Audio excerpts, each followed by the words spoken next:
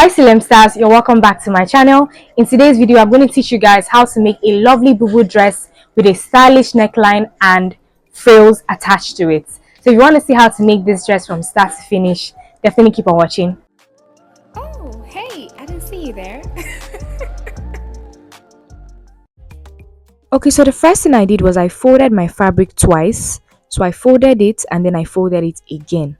Okay, so looking at this now, this is what it looks like. Okay, I folded it twice. Now I'm using 3.5 yards of fabric simply because I want mine to be a long sleeve bubu dress. If you want a short sleeve bubu dress, you can use 3 yards of fabric. Now I've gone ahead to mark the baseline on the top part of the fabric. Now I'm dividing her round sleeve measurement by 2 and then I added 3 inches to that. And that's what I'm just marking from the baseline downwards.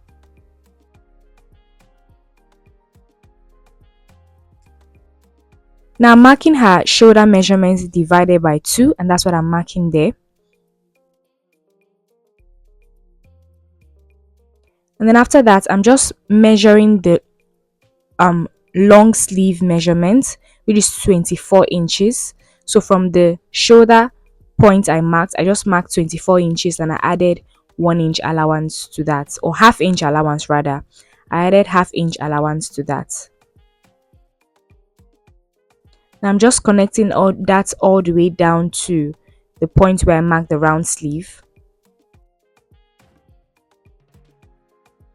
Now from the baseline again, I'm just going to go ahead to mark the hip line, which is 24 inches. Then I'm going to extend that line. But before I extend the line, I'm just marking it again, 24 inches at another part of the fabric so that it makes my line straight.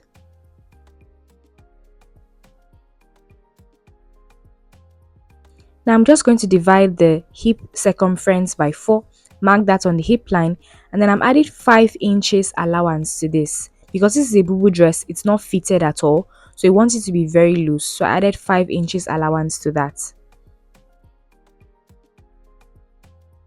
Now what I have there, that's for the round sleeve, I'm just marking that a bit closer to where I have the shoulder. Then I'm just going to go ahead and just extend that line and then connect it down to the hip line. Now because we don't want this to be too boxy, I'm just using my curved ruler to just make that line more curved. Okay, now the same measurements I have on my hip line, I'm just going to go ahead and mark that all the way down to my hemline. Okay,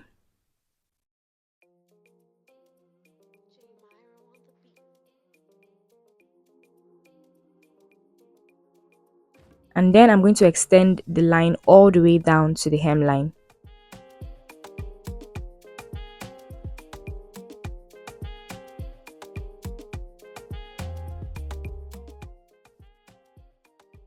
Now for the neckline, I'm marking 3 inches as the width and 2 inches as the depth. Because I'm cutting my front and back pieces together, I'm just marking the back neckline first. Later on, when I separate the pieces, I'm going to go ahead and cut my front neck wider than this, or in this case deeper than this. So I've just cut out the neckline now. I've cut out the neckline, and now I'm just going to go ahead and cut along the outline that I marked for the bubu dress.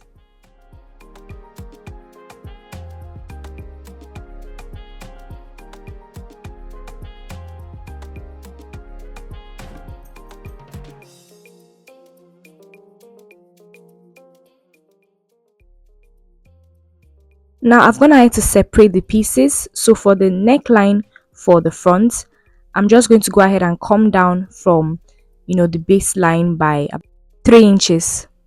So I'm just marking that and then I'm connecting that to this width. Remember that the front piece and the back piece always have the same neck width, but the neck depth differs. Now from the baseline again, I'm going to go down by 7 inches and I'm going to mark that point. And then I'm going to go ahead and cut the round neckline which I marked, and then from that part I marked, that's for the round neckline, I'm just going to go ahead and cut along the fold all the way down to the 7-inch mark that I marked. That's how this particular neckline is cut, and when it's unfolded, this is what it looks like.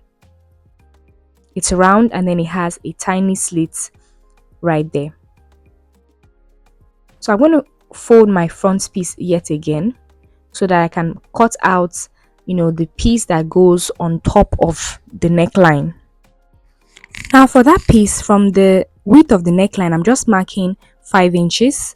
So that's the width of the piece I'm going to attach. Then for the length of the piece, it's the underbust. So it gets all the way to the underbust. So that's what I just marked there. And then the width at the bottom is 10 inches when, and 5 inches when folded. Then when unfolded, it's 10 inches. So I'm just connecting that all the way up.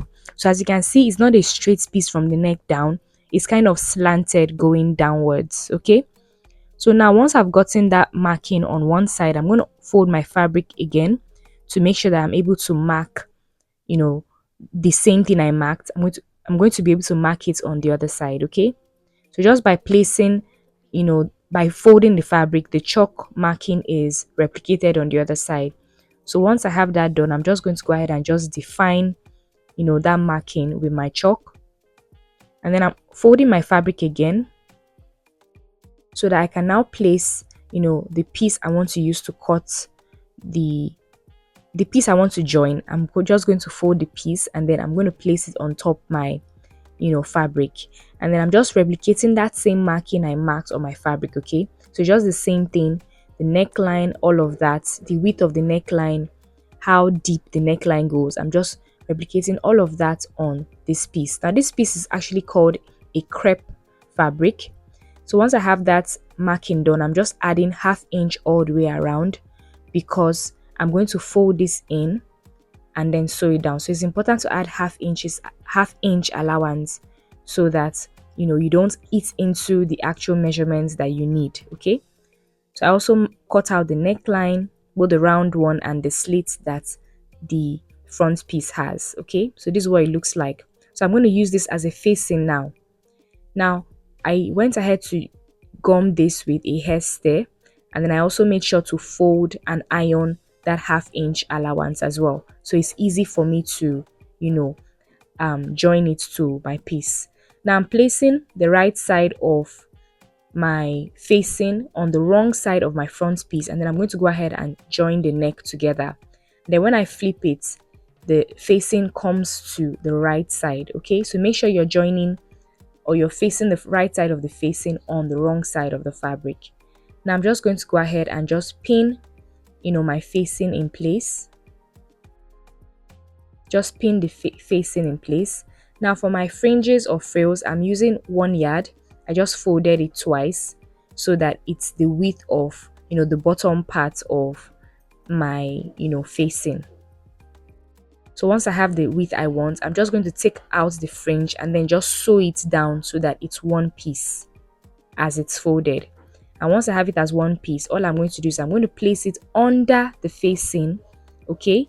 Pin that in place so that I can just sew it down. I'm going to sew from the top all the way down, across and all the way to the top. And this is what it looks like once I'm done. Now for my back piece, I went ahead to just hem the neckline with a bias tape just for the back piece. I'm placing the back piece right sides facing with the front piece, and then I'm joining them along the shoulders and along the sides. On the shoulders and the sides, I'm just joining them with ½ inch seam allowance. And once I'm done, this is what we have. Now I'm just going to go ahead. I've gone ahead to weave, the edges of the fabric. And I'm just going to go ahead to just fold, the hem of my sleeve, and I'm going to sew it around because I'm going to go ahead and insert elastic in mine. You don't have to do this; it's totally optional. But this is what my client wanted, and so that's what I did. So you just insert the elastic through. So what you can do is when you're joining the sides of the front and back pieces together, you don't have to sew it all the way to the hem of the sleeve so that you have space to insert your elastic, okay?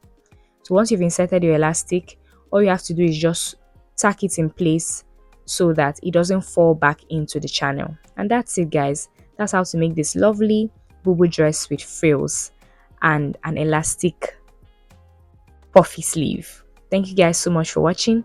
I'll see you in my next video. Bye.